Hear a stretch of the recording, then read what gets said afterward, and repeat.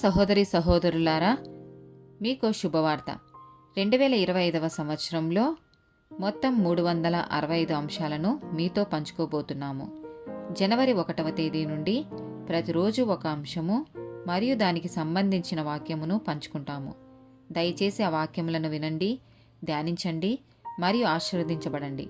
దయచేసి సబ్స్క్రైబ్ చేయండి మరియు మీ స్నేహితులతో పంచుకోండి. ధన్యవాదాలు.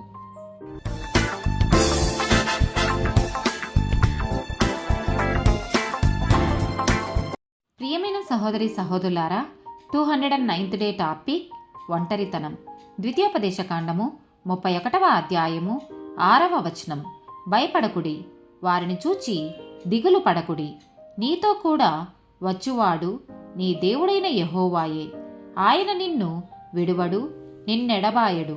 కీర్తనల గ్రంథము 68వ అధ్యాయము 6వ వచనము. దేవుడు ఏకాంగులను సంసారులుగా చేయువాడు. ఆయన బంధింపబడిన వారిని విడిపించి వారిని వర్ధిల్ల చేయువాడు. విశ్వాసఘాతకులు నిర్జల దేశమందు నివసించుదురు. యెషయా గ్రంథము 41వ అధ్యాయము 10వ వచనము. నీవు నా దాసుడవనియు నేను నిన్ను ఉపేక్షింపక ఏర్పరచుకొంటిననియు నేను నీతో చెప్పియున్నాను.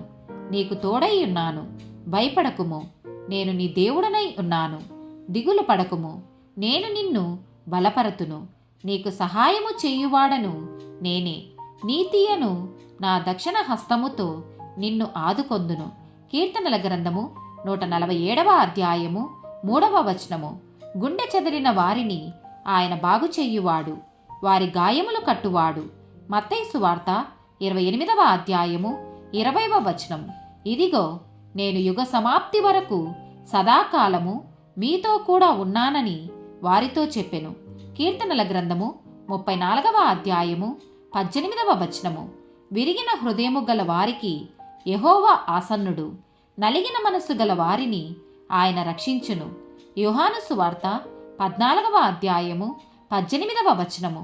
మిమ్మును అనాథలనుగా విడువను, మీ యొద్దకు వత్తును. ఆమేన్.